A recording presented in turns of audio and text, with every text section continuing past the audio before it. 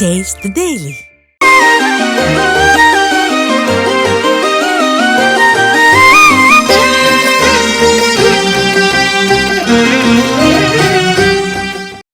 ஐப்பசி பௌர்ணமியையொட்டி சிவாலயங்களில் அன்னாபிஷேக விழா வெகு விமரிசையாக நடைபெற்றது.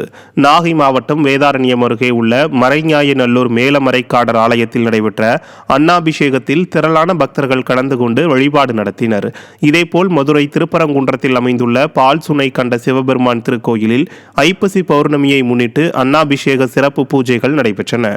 இதேபோல் தஞ்சை பெரிய கோயிலில் அன்னாபிஷேகத்தையொட்டி 1000 கிலோ அன்னம், 500 கிலோ காய்கறிகள், பழ வகைகளால் பெருவுடையாருக்கு சிறப்பு அலங்காரம் செய்யப்பட்டது.